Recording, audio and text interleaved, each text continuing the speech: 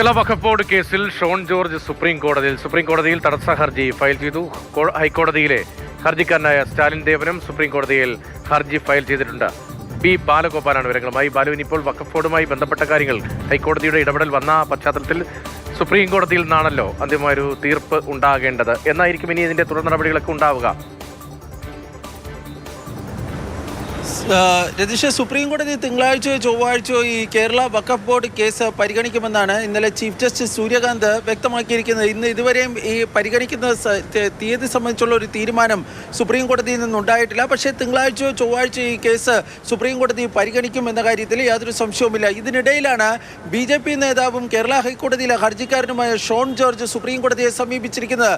Supreme കോടതിയിൽ ഷോൺ ജോർജ് തടസ്സ ഹർജിയാണ് file ചെയ്തിരിക്കുന്നത്. അതായത് കേരള വഖഫ് ബോർഡും അതുപോലെ തന്നെ ഉമർ ഫൈസിയും ഇതുമായി ബന്ധപ്പെട്ട് നൽകിയിരിക്കുന്ന ഹർജി, കേരള ഹൈക്കോടതി വിധിക്കെതിരെ നൽകിയിരിക്കുന്ന ഹർജിയിൽ ഇടക്കാല ഉത്തരവ് പുറപ്പെടുവിക്കുന്നതിന് മുമ്പ് തൻ്റെ വാദം കൂടി കേൾക്കണമെന്ന് ആവശ്യപ്പെട്ടുകൊണ്ടാണ് ഷോൺ ജോർജ് ഇപ്പോൾ സുപ്രീം കോടതിയെ സമീപിച്ചിരിക്കുന്നത്.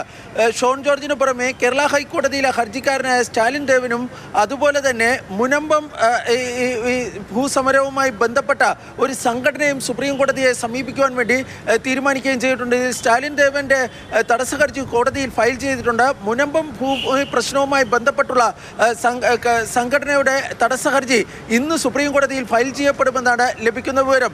ഫലത്തിൽ ഈ വിഷയത്തിൽ കേരള ഹൈക്കോടതി വിധിയെ ശക്തമായി ന്യായീകരിക്കുന്നതിനൊരു നിലപാടായിരിക്കും ഈ സംഘടനകളും ഷോൺ ജോർജുമൊക്കെ സുപ്രീം കോടതിയിൽ സ്വീകരിക്കാൻ വേണ്ടി പോകുന്നത്.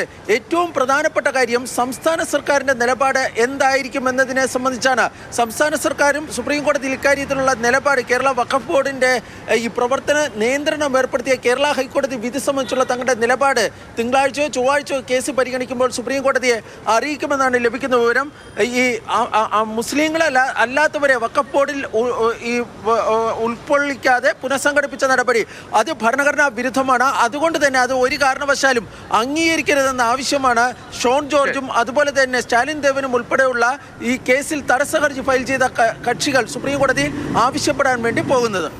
കേന്ദ്ര സർക്കാരിന്റെ നിലപാടിനനുസരിച്ച് കേന്ദ്രം നിർദ്ദേശിക്കുന്ന തരത്തിൽ തന്നെ പുനഃസംഘടന വേണമെന്നുള്ളതാണ് ഷോൺ ജോർജിന്റെ ഉൾപ്പെടെ ആവശ്യം. അതിനിടയിലാണ് സുപ്രീം കോടതിയിലേക്ക് തടസ്സ ഹർജിയുമായി എത്തുന്നത്. അതേസമയം ഹൈക്കോടതിയിലെ തീരുമാനത്തെ ഹൈക്കോടതി നിർദ്ദേശത്തെ ചോദ്യം ചെയ്തുകൊണ്ടാണ് ഇപ്പോൾ വഖഫ് ബോർഡ് ഉൾപ്പെടെ സുപ്രീം കോടതിയെ സമീപിക്കുകയും ചെയ്തത്. ബി ബാലഗോപാലാണ് വിവരങ്ങൾ നൽകിയത് ഡൽഹിയിൽ നിന്ന്.